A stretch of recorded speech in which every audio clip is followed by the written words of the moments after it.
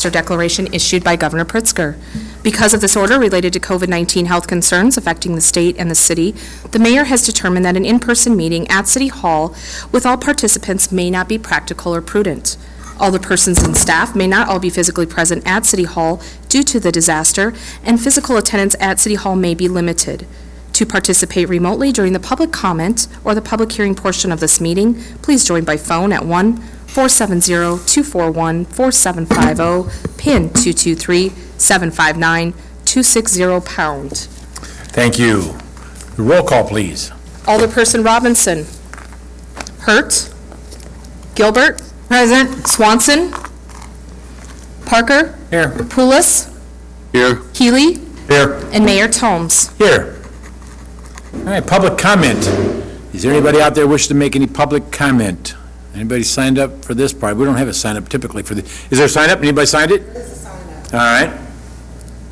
Is it for the 6:45? Doesn't have a time on it. No, Except for the 6:45. That's where it should there's nobody.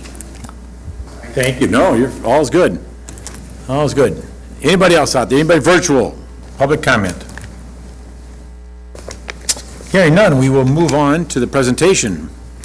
Miles. Good evening, everyone.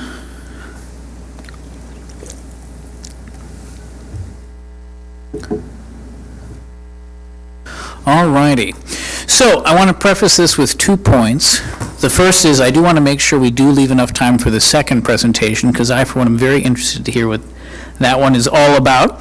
And the second is a goal that the CD department has forward is to try to make CDBG and HUD matters a little easier to understand, both for the council and for the public.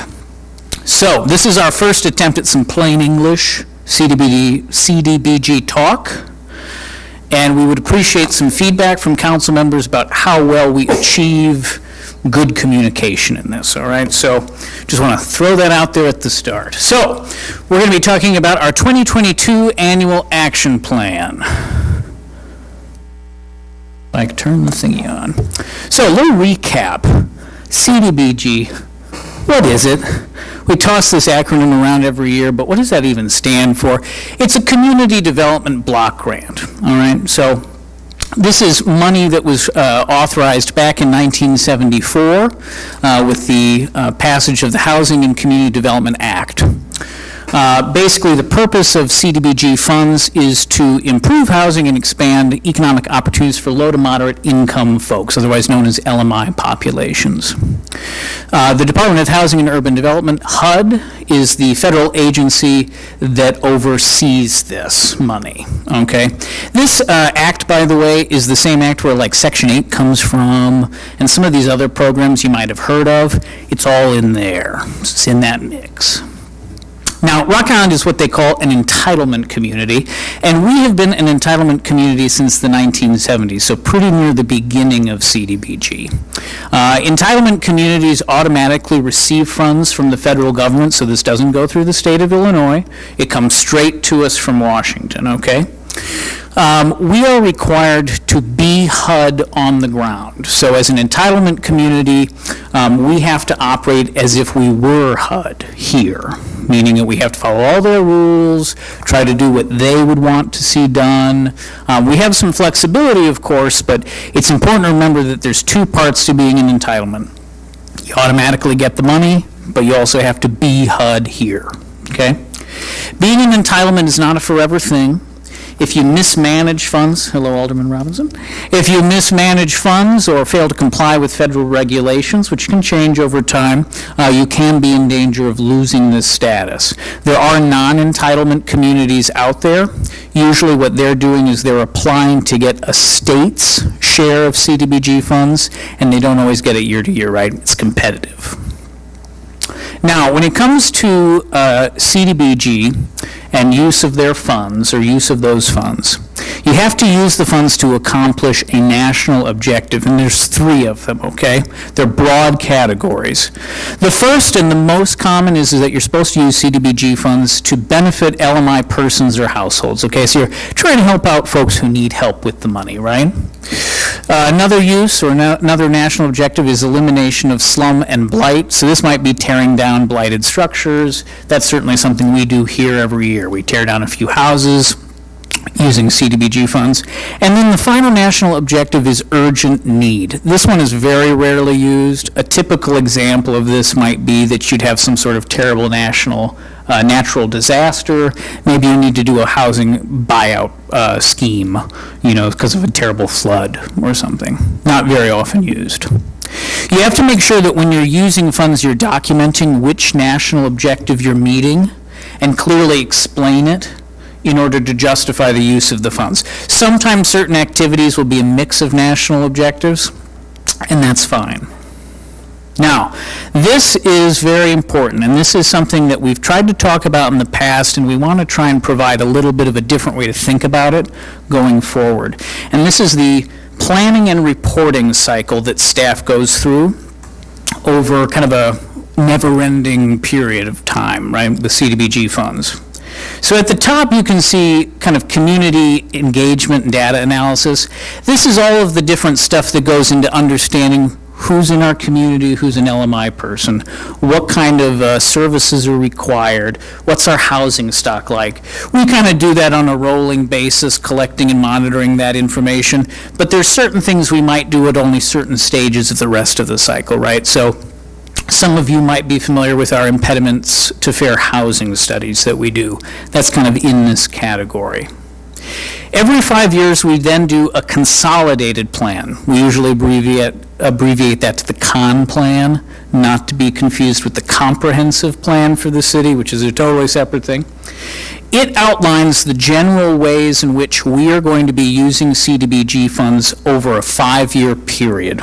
Okay, so this kind of lays out broadly what we're going to do. This is the plan where we do the most public engagement, we try to get the most feedback, we do the most data analysis, and we try to lay out some of our kind of goals.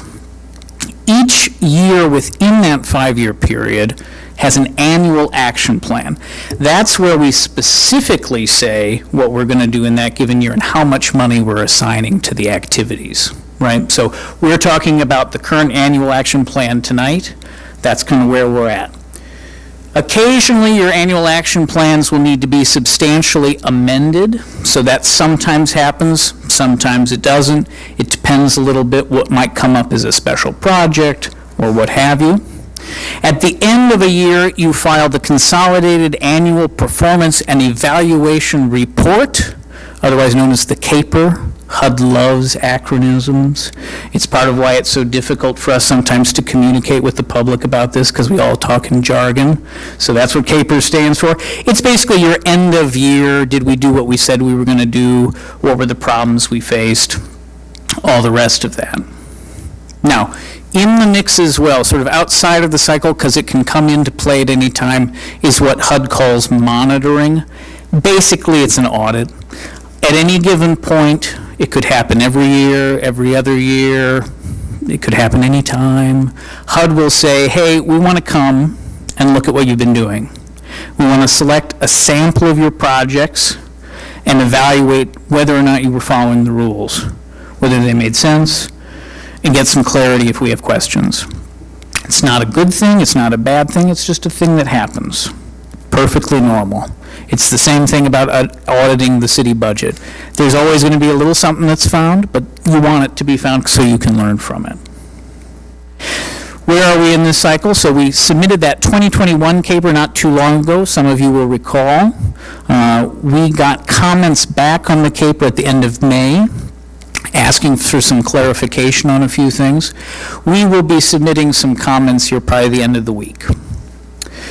We did actually go through a monitoring not too long ago, in early June, and we are waiting for any official comments to come back. HUD has 60 days to put together the formal letter. When we get that, we'll respond to any comments they have there. And then at the end of May is when we finally received our 2022 award allocation, so the amount of money for this cycle, which triggered the 60-day planning process for the annual action plan. Now, some of you may be asking yourselves, why are we getting program year 2022 money so late in the year? What's up with that? Frankly, and I'm going to talk about it a little bit later, Congress approves the budget later and later and later. HUD gets through the processing of that budget approval later and later and later, and over time, there's creep. And so it seems more and more like it's not in sync with the year. So we'll be talking about 2022 even though we're in the middle of it. Just kind of a quirk. Now, the 2022 Annual Action Plan. We've been undergoing some staff transition. I'll talk about that in a little bit. We've also undergone that monitoring. So we did actually succeed in requesting an extension of that 60-day period to approve an Annual Action Plan, which has pushed our submission date, our real drop-dead date for the Annual Action Plan, to August 9th. So we've gotten a little more time to try and get through some things. So HUD does work with you if you submit the right forms. We've got a draft prepared in mid-June. We put out the required legal notices in the paper right after that. And we're in the 30-day public comment period right now. That draft is available online. It's also available as a hard copy in a number of different public facilities, so folks can go and look at it and get a sense of what it contains. So kind of like I'm describing, we're in the middle of this timeline here. So we've got that 30-day comment period that's been kind of ticking away. We've had 3 different input meetings, 2 with the general public, one being in person, one being virtual. Another meeting with stakeholders, so these are some of the other service organizations here in Rock Island that we will work with. We are doing that study session right this moment. So we're right in the middle. That 30-day comment period will end on July 24th. We'll bring the plan in its form at that point, following any comments on the draft, on the 25th. And then the next day, hope to submit to HUD, allowing us a good deal of wiggle room in case there are any serious concerns about the content of the plan that you folks would like us to adjust. So we're trying to bake in a little extra time here. Now, getting into the actual content of this plan. The annual allocation is the amount that we just get from the feds in the year. It's a little over $1 million. It's basically that way every year. It changes slightly depending on the budget of Congress. We were actually pleased it went up ever so slightly from last year. A lot of communities saw a decrease. So, good for us. Program income is another component. This is stuff that's coming in from like Curliff loan payments and the sale of that rehab house on 15th Avenue. So this is money that's come in from just running the things that we run. And then prior year resources, this is money that's left unspent from previous years. So, that's just kind of leftover money that we need to program. So the amount of the 2022 budget is actually a little over $2 million. So there's about half of that that's the annual allocation plus some of that other funding. Now, how does this all break down? We've got a few slides here that kind of lay it all out for you. So there's the Housing Rehabilitation Program. That includes a few different things that I'm sure you're all familiar with. Our emergency housing program, our non-emergency housing program, TARP, okay, as well as that homestead housing rehab project stuff. And that takes up a good chunk, about $522,109. We've also got housing rehab service delivery. This is the really paying for the staff to run things, all right? And Nicole, the number is missing. Do you have that number on your sheet?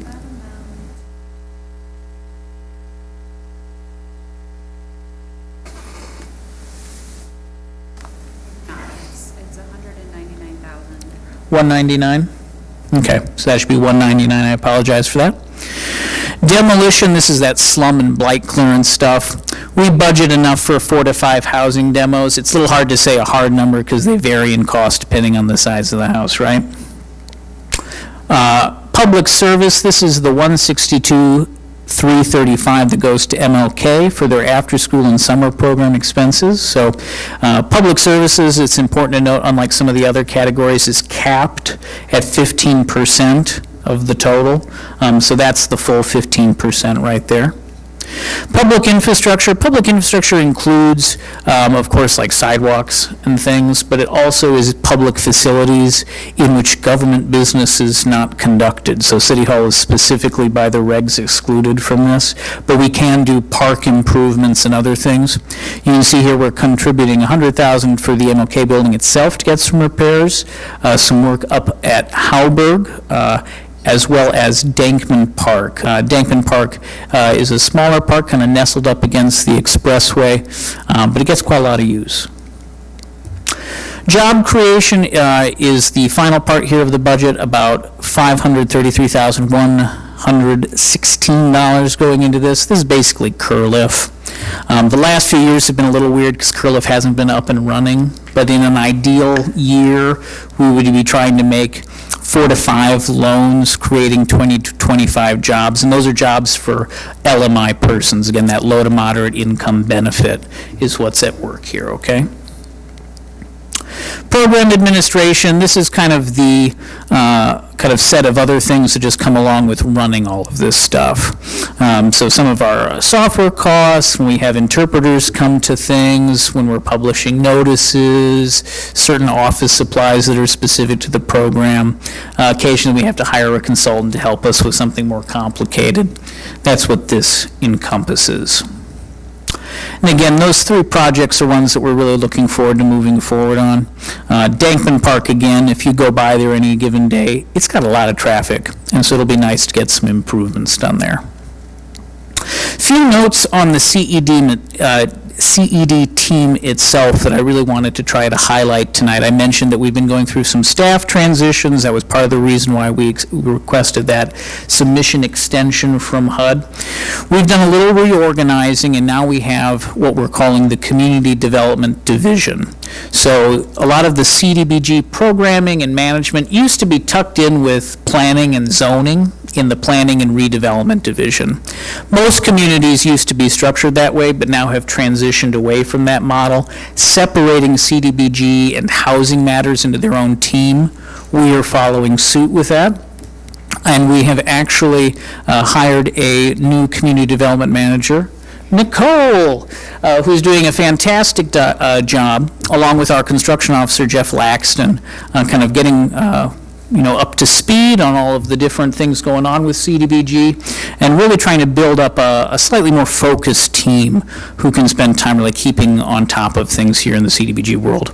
You can see there they went up to, and I did as well, the National Community Development Association annual conference that was held recently, where we met a lot of other professionals who are working with CDBG funds, doing some really interesting things, also having a lot of the same problems we're having. It's always nice to be in a room of professionals who have the same gripes about federal agencies that you do, so always good.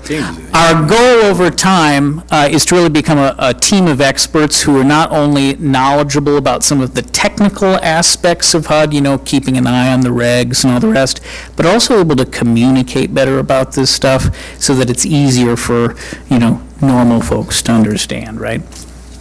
Also, a few notes on the powers that be, AKA HUD. I said, Congress is approving budgets later and later. There's a trickle effect here. The money comes out later and later, and again, the time frames for things gets a little weirder and weirder seemingly every year. So that contributes to some confusion, but it also just makes some of this difficult. So whenever you're looking at some of this stuff and the dates seem strange and out of line, honestly, that's where the problem starts. HUD is also experiencing some significant staffing issues, especially following COVID. At the NCDA conference that Nicole, Jeff, and I attended, it was really interesting because they did have folks from both the regional HUD offices, but also from Washington. And they were talking about some of the outrageous situations that they're running into where, correct me if I'm wrong, a team of 16 people was down to 2 at a federal office for HUD. So, they were kind of explaining, you wonder why we can't get you our comments in a quick turnaround time, why it takes us so long to respond to you about questions you might have. They're having the same issues we're having. They just don't have enough people to administer things in a timely fashion. The other thing, too, kind of linked up with that, regulations and requirements for things do change over time. Nothing's static. So you can be in compliance one year because the regs are one way, and then no one tells you the regs change and you're no longer in compliance. Usually it's at monitoring when someone finally tells you, actually, a few years ago we changed this detailed thing, and now you're not in compliance anymore. Part of the reason that there's not always clear notices, again, because HUD is themselves short-staffed, so they don't always get notices out in a timely fashion, if at all. This is just kind of one of those things that goes with the territory. Finally, when you're looking at the annual action plan, or really any of the documents that we prepare, you'll look at them and think, what person designed this? This looks so strange, and there's all these weird typos and formatting errors. It's not us. It comes straight from Washington. We can't edit the documents. They're very repetitive and strange, weird spacing issues. In different places, you'll notice like things are numbered 1, 2, 3, 4, 6, 7. There's never been a 5. Don't know why there's not a section 5. We have to submit them that way, which is also why we're trying to kind of come up with some like one-pagers to explain kind of in an executive summary what some of these documents say, so that going forward, when you're looking at these, you can kind of decode them a little bit, even when they're not really formatted in a particularly user-friendly way. So, to summarize, we receive a little over $1 million every year in CDBG funds, which is a lot of money. And it's really important that we keep on top of it and administer them carefully, because it's not a guarantee we'll always have them if we don't manage them properly. Turnaround time on a lot of these submissions is really tight. 60 days when you think about it, with like a 30-day comment period, maybe multiple council meetings and study sessions in there, as well as public input meetings, are difficult to all wedge in there. So we try to do our best, and I think with time, as we get staff kind of more up to speed and all those transitions sorted out, we'll get better at it, but it's tight. It really is tight. But I'm very proud of kind of where we are at right now in CED. I'm very pleased with Nicole really kicking butt in her new managerial role. I think finally it's nice to have someone else who's staying late in the office, coming in on Sundays. Anyway, the 2022 annual action plan is ready to move forward. We're still accepting comments, obviously. We're still in that comment period. Part of us presenting to you is to get any comments you might have, and we can kind of spruce things up before a final vote on the 25th. So, at this point in time, I open the floor to questions, and Nicole is here to help answer if I don't know.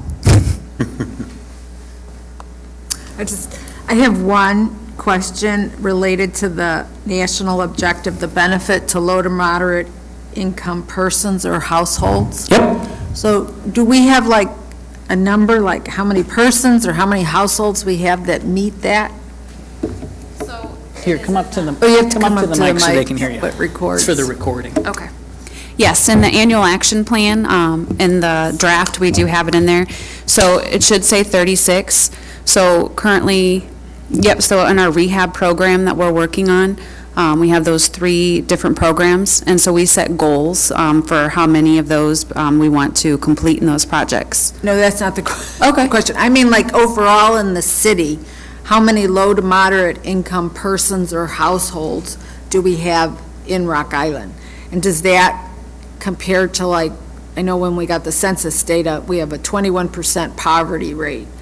Are those the same standards, Miles? Are you, just so I want to make sure I understand the question. So you're actually asking how many people in the city of Rock Island would be considered by HUD to be LMI? Right. I don't know that we have that number on hand, but we can determine that because HUD has a definition for it. Right, yeah. It's higher than our neighboring communities for sure. Which is part of the reason our allocation is so much larger than, say, neighboring Moline. So, and I don't know if the poverty rate goes off of that same governmental low to moderate income It's rate. like I 80. just remember when the census came out, we have like 21% poverty. Yeah. You can We get, can, we can pull that number easy. Yeah. We don't have it on us now, but we can pull it. but thanks for everything you've done on the action plan. Any other questions or feedback? Quiet group.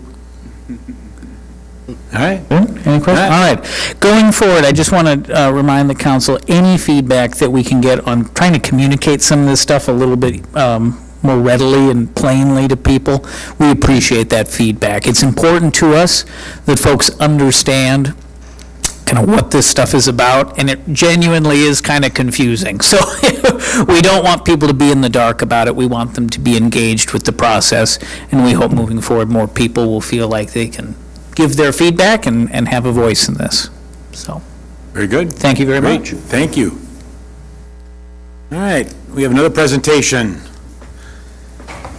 Nicolina Pappas.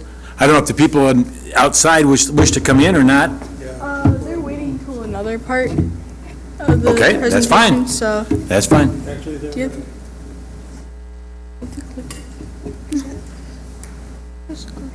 Okay. I did test it out though. Okay. So, hello, I'm Nicolina Pappas. And I'm Camden Palmer.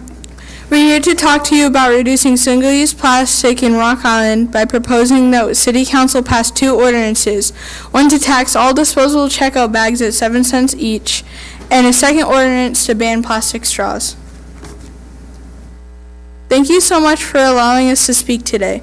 We are Nicholas Turtle Co. I founded Nicholas Turtle Co. in 2019 when I was 8 years old, with a goal to reduce single-use plastics. Today we have some of the members of Nicholas Turtle Co. with us, including 5th through 9th graders. One thing we do is sew and sell straw pouches with metal straws to raise funds for conservation efforts. We donate all profits, which total over $4,500 to date. Some of our conservation efforts have included paying for classroom outreach from Niabi Zoo and Nahant Marsh for at-risk schools, establishing a camp scholarship at Niabi Zoo, and funding river cleanups throughout living lands and waters. We've also adopted the care of turtle ambassadors at Niabi and Nahant. We convinced our school to go straw-free. We have given presentations to environmental summits, schools and classrooms, and we have created workshops for a convention and a nature festival. Nicolina's Turtle Co. is a member of the Quad Cities Earth Coalition, QC Plastic Free, and QC Straw Free, all who support and partner with our current efforts to reduce single-use plastic in Rock Island. We also hope to clean up Rock Island. We have picked up litter from streets, parks, parking lots, and storm drains. We have survived poison ivy, dirty diapers, so many fireball bottles, and bad weather. Friends and family have helped. Our biggest challenge during cleanups is the huge number of single-use plastics. We constantly pick up plastic straws and plastic bags from everywhere we clean in Rock Island. The challenge is that we need to reduce the amount of single-use plastics that we use in Rock Island. We and other members of the community are asking the City of Rock Island to pass an ordinance to tax all disposable checkout bags at 7 cents per bag, and pass an ordinance to ban plastic straws. Let's talk about why we should want to reduce single-use plastic in Rock Island. Please note that the picture on this slide shows a small amount of the single-use plastic litter that we collected during a recent cleanup of 25th Street. Single-use plastic bags and straws are petroleum-based. Over 12 billion barrels of oil per year are used to make plastic bags in the U.S. As they break down over the centuries, they leach chemicals into our environment. Plastic straws and plastic bags cannot be recycled into our recycling facilities. We visited Scott County Recycling Facility to understand why these items can't be recycled in the Quad Cities. Plastic bags are too small for the recycling machines and can't be sorted. Plastic bags are too light to be sorted by the machine and often clog up the sorting machines, causing hours of downtime.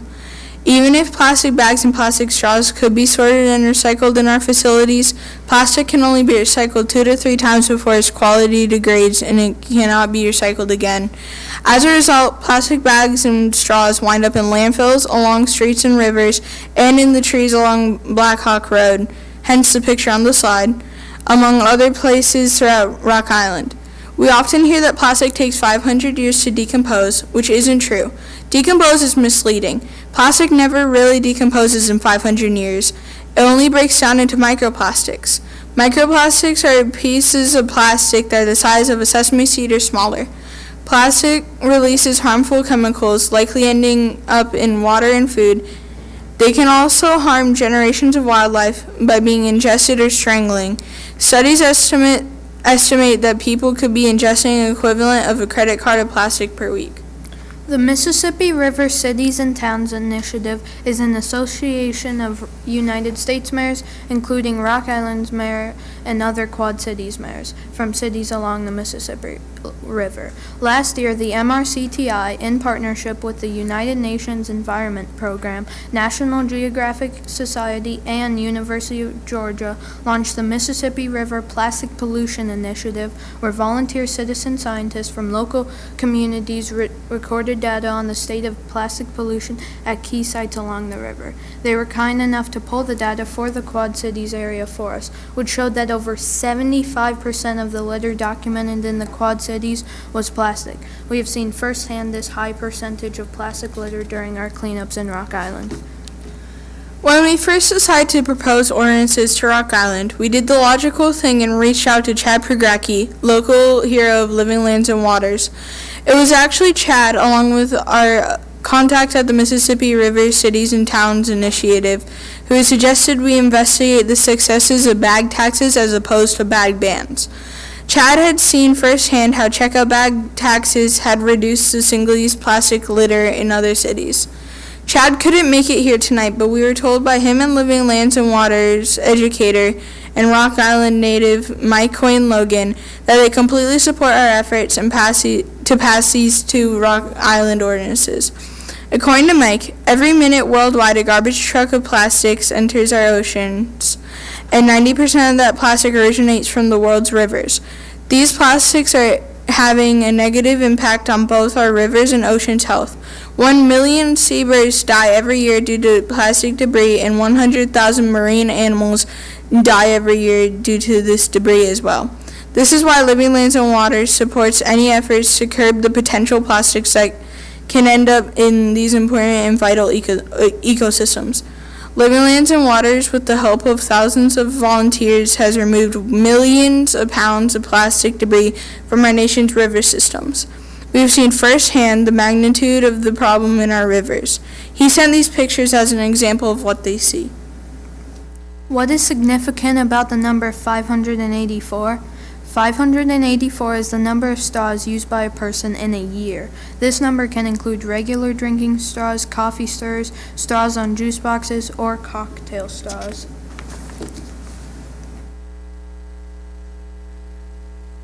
What is significant about the number 365?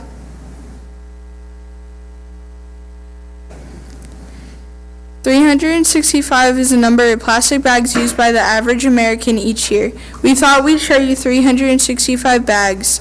When we asked for friends to help us collect 365 bags, it was very easy to get that many bags, and quickly. I think everyone had a stash of plastic bags somewhere in their home, but we didn't realize it. Really realize exactly how much plastic 365 bags per person actually is.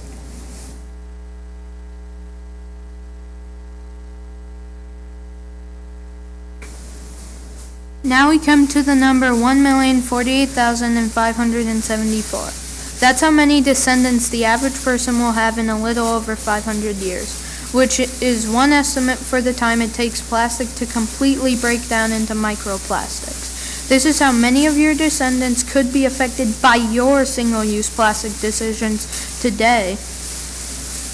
It is important to know that every piece of plastic ever made still exists today in some form.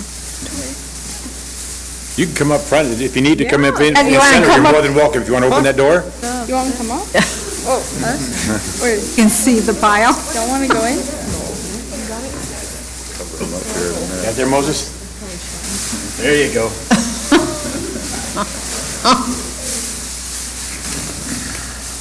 Be here all night.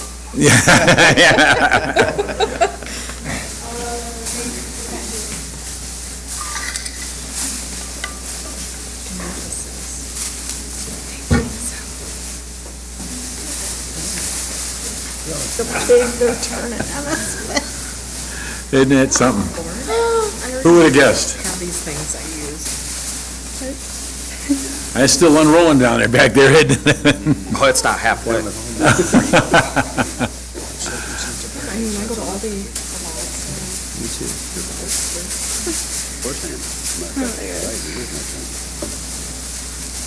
Someone had fun counting these all out. 365, right? Put him on Facebook. 5, right? 365, right? That's how many bags, right? Yep, 365. It looks like a lot more. Preservation.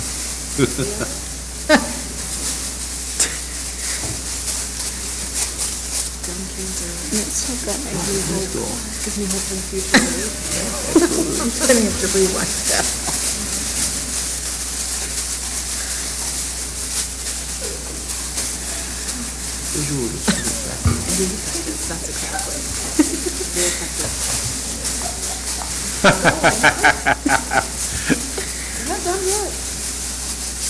Left the receipt, one of those days. Can you find it for me?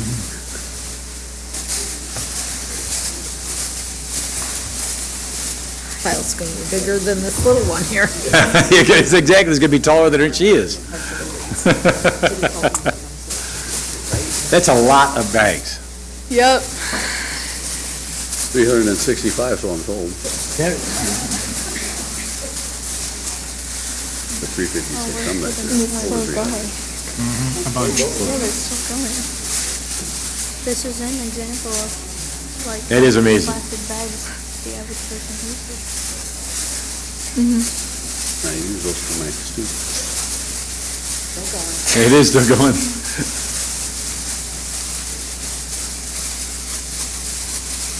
Finally. They tied them all together, too.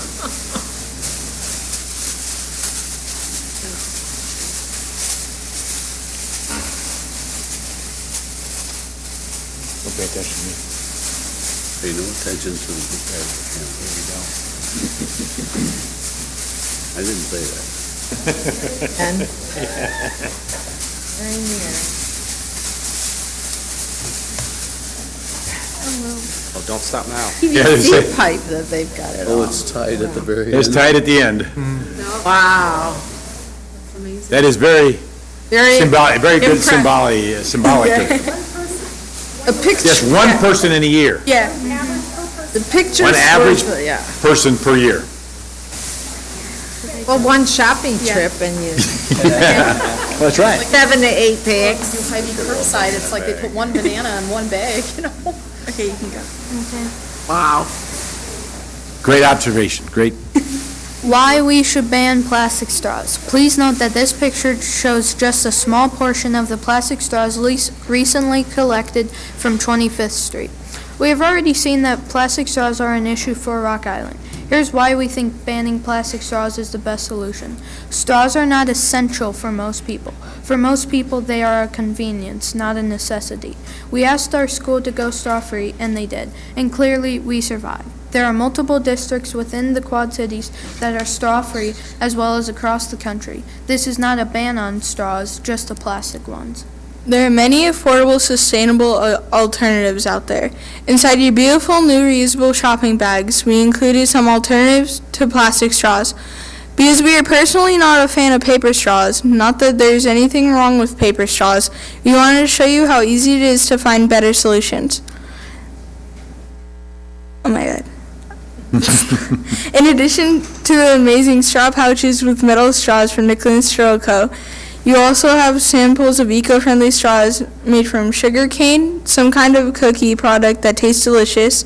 Hay, these straws are used at the LeClaire Distillery, and a plant-based straw that looks like plastic but is that is compostable, not to mention bendy.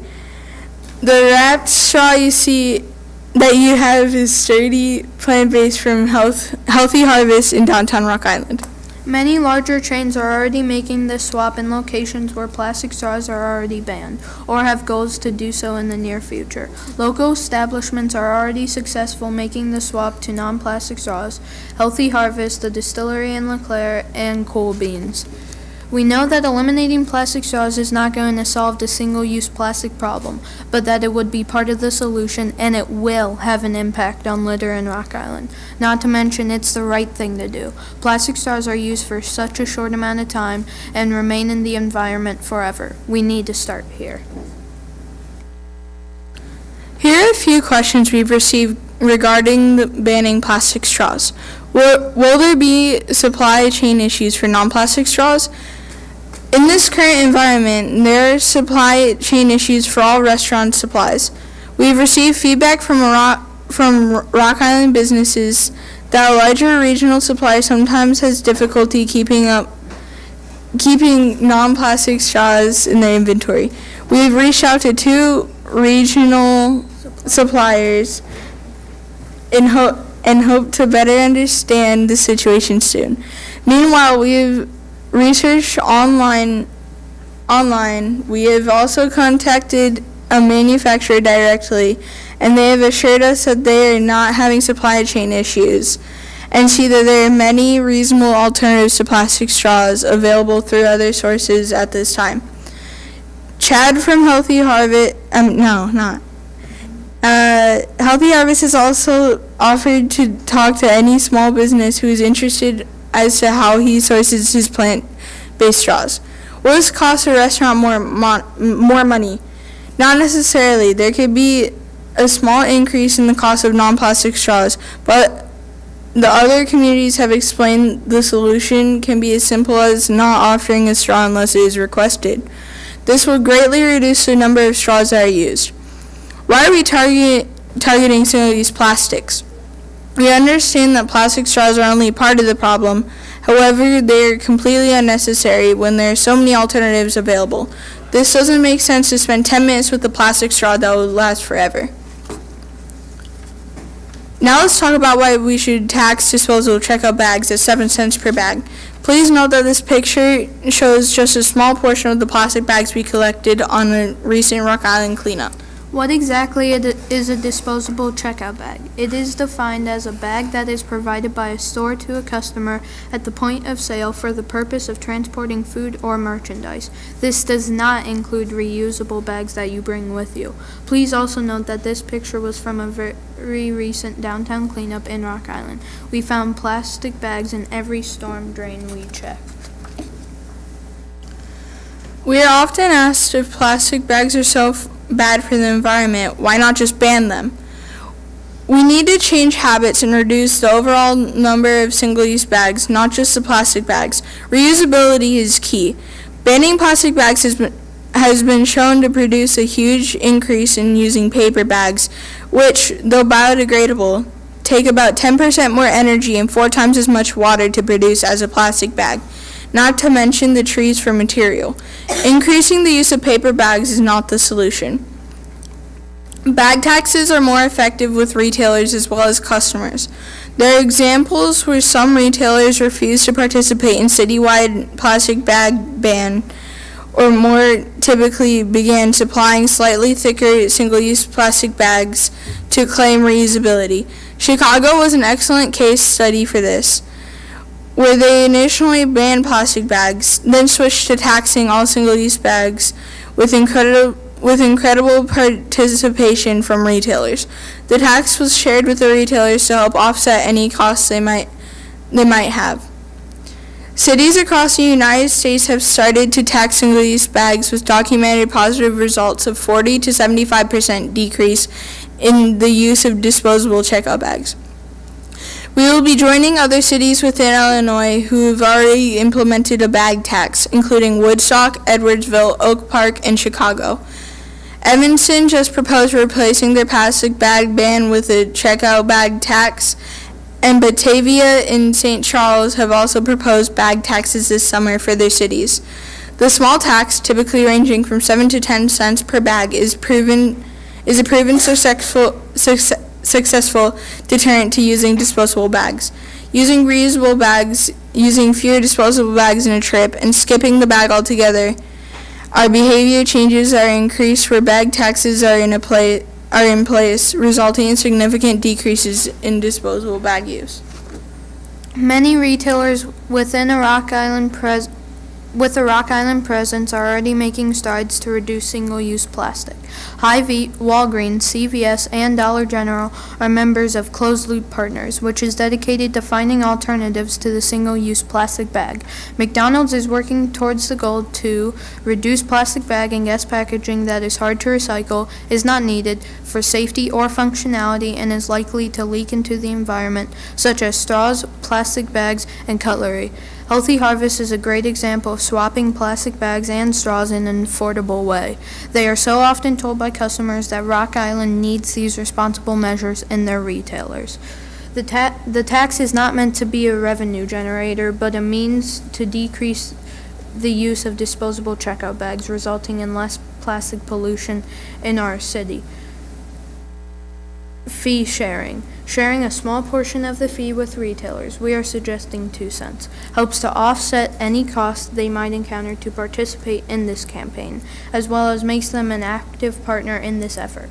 Rock Island's portion of the tax should be strictly used for sustainable city projects. Supplying reusable bags is needed. Since a slight cost increase to shopping trips could be a burden to some residents, getting reusable bags to lower income and elderly residents should be a priority.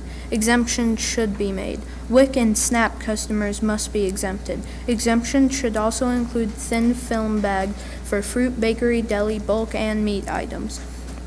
Dry cleaning bag, newspaper bags, and bags that are packaged and sold for initial use as garbage bags, pet waste bags, and sandwich bags. Restaurant carryout bags should also be considered for exemption. An educational campaign for businesses and customers should take place prior to implementation. Isolated educational campaigns appealing only to the greater good have been shown to be largely ineffective.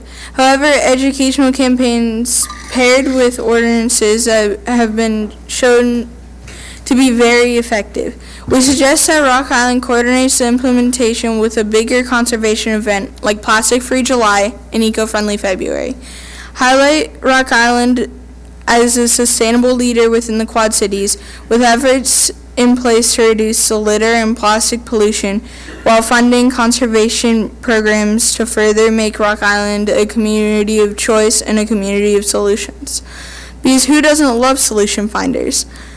Plastic Free July would be a great time to pass these ordinances, and Eco-Friendly February would be the perfect time to implement these changes. Develop materials to clearly explain the ordinances.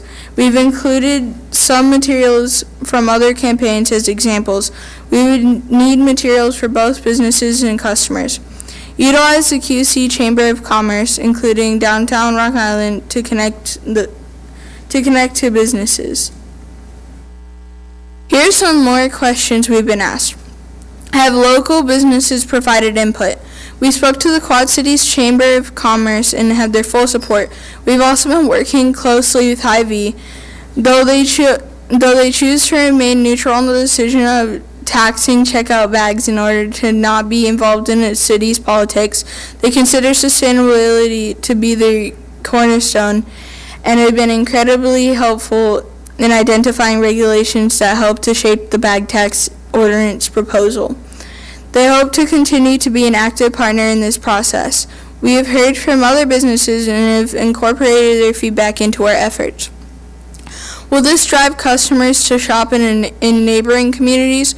We don't anticipate this happening. We asked the city manager of Woodstock, Illinois, this question, and he stressed that they have noticed no loss of business since their bag tax passed. Will this 7 cents tax cost customers money? It doesn't have to. This is a tax of choice, where people will hopefully bring a reusable bag or skip the bag if it's not needed, along the lines of the Aldi model. If purchasing reusable bags is a hardship for Rock Island resident, the city will get corporate sponsors to provide reusable bags at no cost. A great start is that the Rock Island Housing Authority and their nonprofit partner, Community Home Partners, have already agreed to provide reusable bags for all of their units if this ordinance passes. They are the largest landlords in Rock Island and are focused on affordable housing. It's also important to know that WIC and SNAP customers would be exempted from this tax. Why would we be the first QC city to pass a bag tax? As we already mentioned, 7 other cities in Illinois have already passed a bag tax ordinance or have recently proposed one. Because of a home rule law in Illinois, only cities with more than 25,000 people may pass a bag tax, which leaves Rock Island and Moline to potentially be the leaders in the Quad Cities. Iowa has a preemption law which prevents any of their cities from passing taxes or bans on single-use plastics. Why choose a bag tax and plastic straw ban to help combat the single-use plastic problem in Rock Island?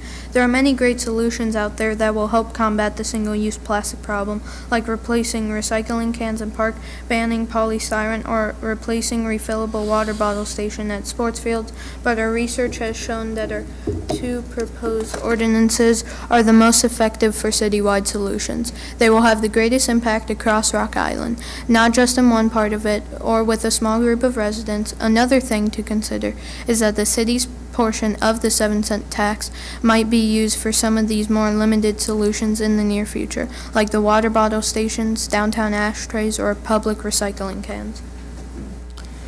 We want to make it clear that these requests are not just some 6th grader school project or an uninformed knee-jerk reaction to the sad video of the turtle with a straw up its nose.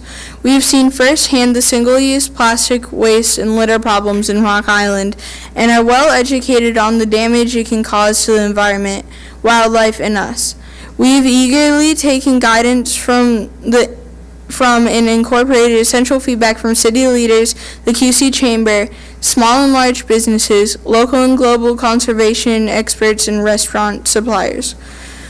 We understand that these 2 ordinances are not going to solve the problem and that there are larger issues out there that can only be resolved at a state, federal, or global level. But we have researched the issues enough to feel extremely confident that these 2 proposed ordinances are very successful solutions at the city level. We are also aware that there are many more solutions that could tie into these ordinances and requires more compliance from restaurants and retailers, but we believe in keeping it simple and at this time not overwhelming small businesses.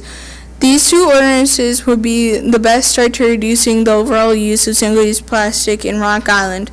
We firmly believe it's the time to start.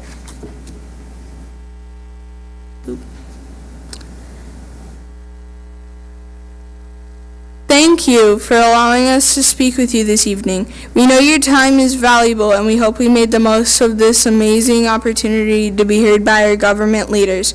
Please know that we are advocates for Rock Island. We have a beautiful, progressive city, and we all want to make it even better. If you have any questions, please reach out to us at any time. We are dedicated to seeing these ordinances created and passed, and will help in any way possible, including working with local experts to draft the ordinances. Thank you very much. It was wonderful. I don't know, Mike, I got a question for you. What's the situation with the water treatment plant? Do we get a lot of bags? Does that cause problems down there, or? Sorry, I don't have a question for you guys. It's Public Works, and I apologize, but I just catch him off guard. I'd have to ask the superintendent that. I don't know that answer right offhand. I'm just curious that if I'll it follow jams up. things up, or how easy it is separates, or what happens when it comes down there. Yeah, thanks, I'm sorry. Yep. Yes. So my name is Joel Vanderbush. I'm actually the Curator of Conservation and Education over at Niabi Zoo, but I'm also the Chair for the Quad Cities Earth Coalition, which Nicolaides Turtle Company is a member. And I just, first of all, wanted to say excellent job at presenting all of this information, because that was, if you paid attention, Yes, I know they're adorable. I mean, look at them, they're so cute. But they did so much great research, and, we oversaw, that which they were doing. They asked for counsel on all of that information that they gathered, and it is a presentation that I, as a conservation professional with 27 years' worth of experience, I would present a presentation of that quality. Right. And so I just wanted to, first of all, say excellent job on that, and also make myself available for any other questions beyond, what they presented. If you guys do have those, I would be happy to answer those. Thank you. Yes. Yes, I concur. Very impressive for sixth graders, even if an adult did that. That's remarkable. So do you sell these metal straws? Yes. And how much does it cost? Go ahead and to speak at the purchase? microphone, thing. They cost $10 coming with the metal straw. Okay, with the pouch and the metal straw? Yep. Okay, so where do you sell these? I sell them at places like Niabi, Nahant Marsh, Botanical Gardens. I also sell them online through my website, and sometimes I go to different conventions. Need to go to Shark Tank.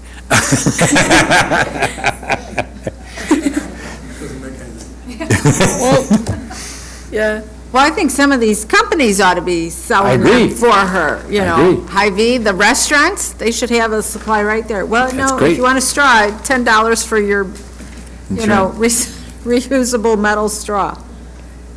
Have you spoken with major straw retailers like McDonald's per se? Because I'm sure they go through a bunch of straws. We have spoken with McDonald's about, it wasn't necessarily straws, it was just about what their plans are for the future to become sustainable. But we have not really reached out to any big retailers about straws. Now, of course, McDonald's in Britain has already gotten rid of their plastic straws. That happened a couple of years ago, pre-pandemic actually. And Europe, of course, has moved to, get rid of all those plastic straws. So those large retailers do actually hear the call, but are they hearing the call from here? Not yet. Real quick, excuse me, go ahead. I just want to applaud you on your presentation. It was excellent. I mean, you're impactful with the bags. I do have an extra question about the tax. Where did you settle on, or how did you settle on the 7 cents for the bag tax?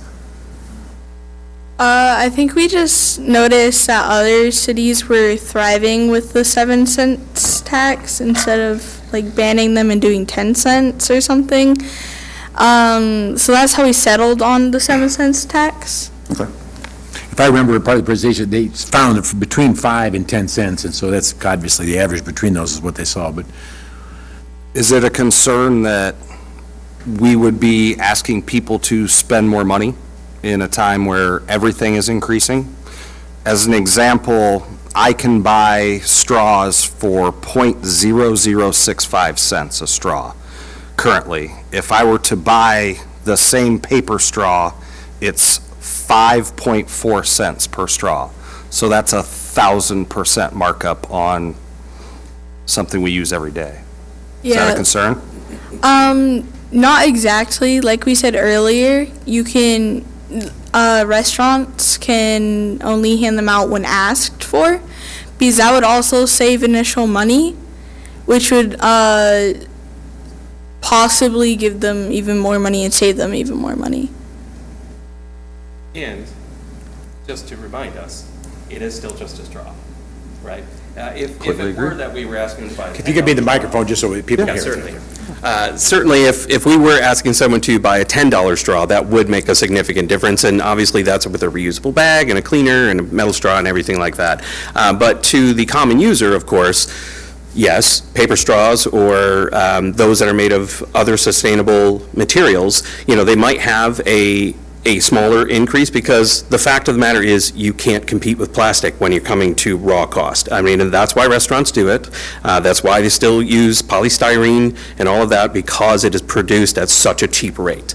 But it's not really about the cost on that sense, because yes, it is a matter of cents, not tons of dollars. For restaurants, of course, yes, we want to be able to provide them with resources, and we are in touch with a number of the suppliers like Cisco and some of the others to see what they can offer in a larger bulk to help bring those costs down for the restaurants. But for the individual user, it isn't going to be so significant that they would really notice even a few cents in that regard. That's a very obvious price discrepancy there, but that's on a larger retailer viewpoint for sure. No, I understand. But I think your bigger issue with the bag tax is going to be the trend that all the major stores are going, and not even major stores now. It's coming everywhere where they're doing self-checkouts. They don't have the cashiers who are controlling the amount of bags that are being used. It's up to the actual consumer. So how, and that's not a question for you guys to answer. I just want you to think about this. How do you control that, or how do you tax that when you don't know how many bags the actual consumer is using because no one's there to monitor it anymore? It's pretty much, and that's why the bags are increasing, because now it's self-checkout. So you don't have the person who are actually bagging the bags and groceries for you anymore. You're doing it yourself, and you use way more bags than what you typically would use. So that's just something that's going to, come up. There's an issue real quick, if I could. Matt, if you wouldn't mind using the microphone, I'd appreciate it, just so people can hear. That's remote if they are. Okay, said I wouldn't do this, but I'm Nicolaina's father. But the one thing that we have to watch out too is Pritzker. Pritzker had already announced that he wanted to bag tax the whole state. And he had two different forms of that bill. One bill exempted the cities that were already in it, and then the other one that did not, except for Chicago. So, what we got to do is we got to keep focusing on who we are. We're eclectic, we're diverse, and we've got to be leaders, and that's what we're hoping for. And I understand your comment, but I know that's going to be a determining issue, because then the stores are going to come back, well, we don't have the personnel already, and that's why we're going this way with self-checkouts. Now we need to hire someone to enforce the tax. Yeah. Matt, may I address something there? Or change the software, because it'll come up like you haven't bagged it, you haven't put your item in the bag. Not all stores. No? No. What? Right, so there are certainly logistical challenges that have to be met with that. But there are stores that have been doing it for years, like Aldi's. Aldi's hasn't had bags for ages, right? So they were like, oh, sorry, don't have any bags, use some old cardboard boxes over there or something. And they've had that successful business model for decades. So, it isn't that it can't be done, but it is, and as it always is with plastics and single-use plastics, it's a matter of convenience. And it's a matter of rethinking what convenience is versus what we can actually do. And so, yes, discussions are going to have to take place with retailers, but because it is already happening in other cities, there are models to follow. There are, the same retailers who are here are already doing it in other cities. And so they know how to do it. We can look into more, but it isn't brand new. So that's the bigger issue here, is that it's already happening. Just a reminder, we are, the City of Rock Island is a member of the MRCTI, Mississippi Rivers and Towns Initiative, and at one of their meetings, Happy Joe's, when Larry Whitty actually still owned it, Happy Joe's committed to reducing plastics with straws specifically and that sort of thing. I don't know if they got it accomplished, but they were going to make a major effort at reducing it corporate-wide. Well, I was in Philadelphia earlier this year, so there's one thing you can go back to the stores with is when they do self-checkouts in Philadelphia, they actually have paper bags only. So they only allow plastic bags. So that's an alternative that you can give to those businesses, that they provide the paper bags for the consumer. Again, it's self-checkout, no one's there to monitor it, but it's only paper. That's the only thing they offer you. Which biodegrades, but still is more expensive and burns energy and water in the environment. I listened to the presentation. Exactly. Aldi charges for your paper bags too. Yeah, for sure. I mean, we love that idea, but, back in the day, as we all remember at a certain age, they were like, oh, yeah, we want to save some trees, that's why we're going to go to plastic, right? And so that argument would still come back, and of course, the production of those bags and the resources and the fossil fuels that are used to produce them are not much better than plastic bags. And so while the end product is better, the process isn't, so. Any other questions? Comments? Excellent job again on your presentation. Oh, Thank you. I will call you when I have a presentation. that's exactly.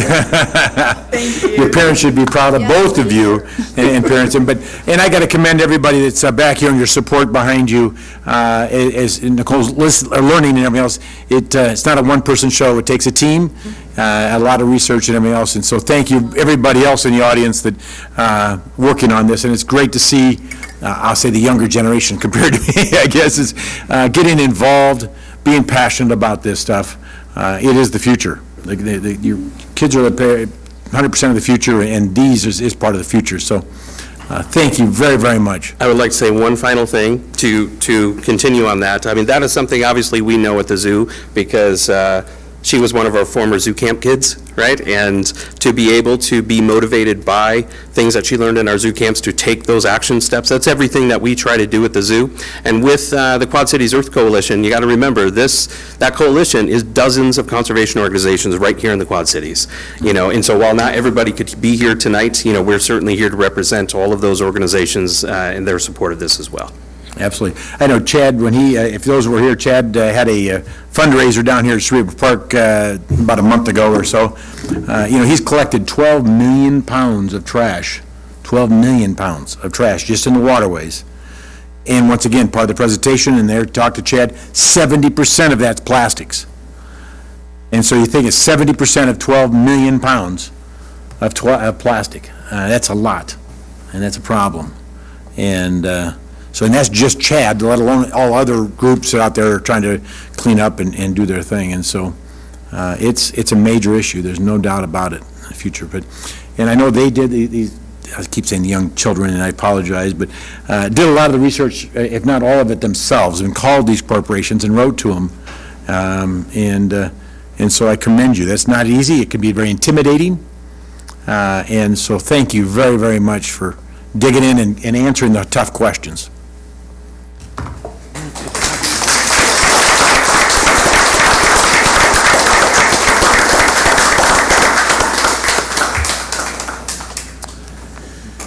If that is all we have, then I need a motion to adjourn. To adjourn. Second. Moved and second. Can I have a roll call, please? Alderperson Robinson? Aye. Gilbert? Aye. Parker? Aye. Pulis? Aye. Healy? Aye.